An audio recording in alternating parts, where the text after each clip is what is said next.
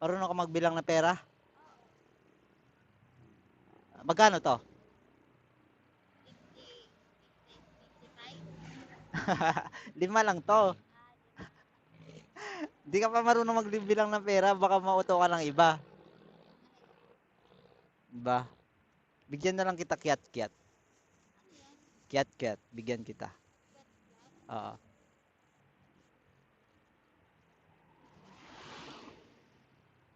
Kiat-kiat to eh. Meron pa ako nito eh.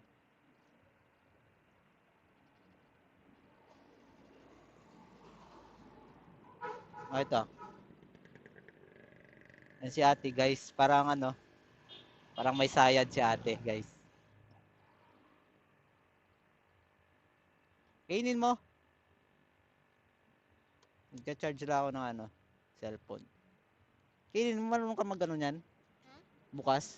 Kainin mo. Parang may sayad kasi si ate. Kaya na-entertain natin. Parang baliw. Ba't ka kasi nabaliw? Baka stress ka sa asawa mo dati. Stress ka sa asawa mo dati. Marunong ka kumain yan? Meron pa ako dito, bibigyan pa kita.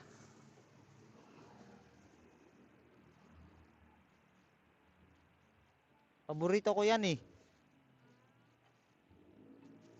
Sunod baka mabuntis ka, ano ka ng lalaki ah.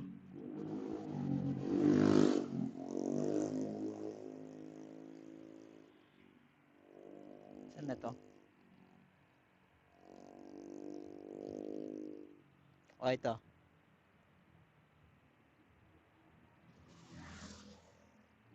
Pinaparausan ka lang ng lalaki. Madami na si lalaki nakaano sa'yo no. Bibigyan kita pera para may pambili ka. Kaso hindi ka naman marunong magbilang eh. Baka mauto ka ng iba.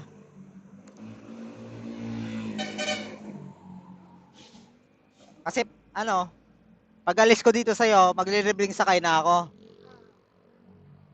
Bigyan kita pera eh. Ano lang, barya lang. Kasi pag malaki, baka utuin ka ng iba eh. Lulukuhin ka eh. Barya lang.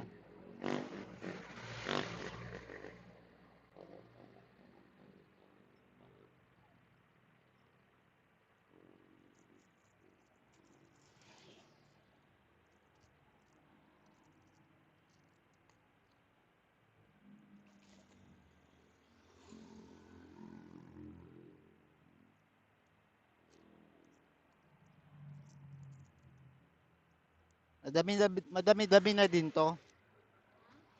Madami na rin to. Kaso nga lang, baka maano ka ng iba ah. Scam. Lulukuhin ka. Kasi hindi ka marunong magbilang eh. Ito. Baka bigyan kita ng sobrang dami. Ay madami. Ano. Baka mamaya pag bumili ka, dadayain ka sa presyo. Kasi nga eh, parang hindi ka kasi marunong eh. Kaya sabihin nila baliw ka. Ito. Madami na din to. Para sa katulad mo at saka sa katulad ko, madami na rin to. Kasi wala naman akong pera eh. Ito, madami na rin yan. Mga 30. Dapat susunod dito ka pa rin para makita kita. Bigyan kita pagkain, ganun.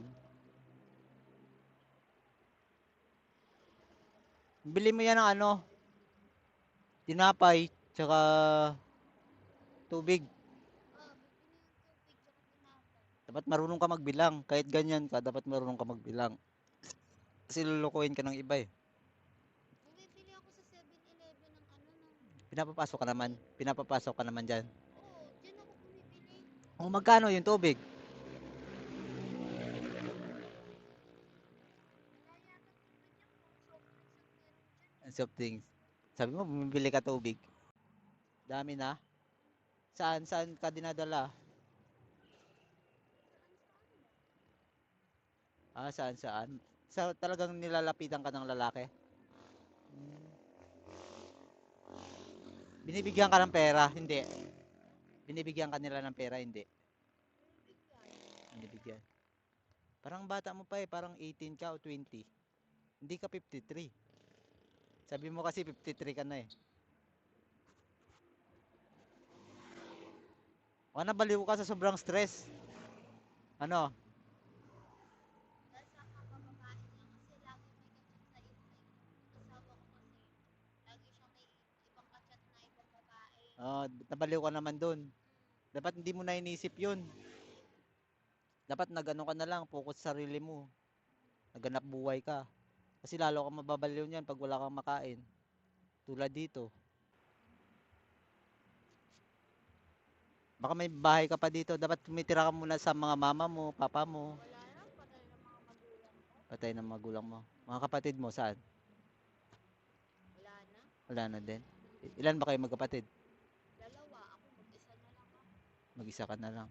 Saan na yung kapatid mo? Hindi ko alam. Wala na nang malayo. Ah, Sumakay na ng bus. sumakay ng bus. Iniwan ka? Pinabayaan ka ba? Alam niya ganyan yung kalagayan mo?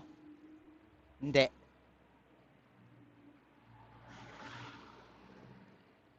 Bawal na ano. Madali itong i-take advantage si ano guys. Kausap natin ngayon. Hirap. Kahit ako kung loko-loko ako, madali ko itong i-take advantage. Nagbablog kasi ako. Nakausap ko yung camera. Baka ano, may makatulong sa'yo. Dito ka ba lagi? O sa Barte? Dito. May ano daw, marami na daw nakagalaw sa kanya.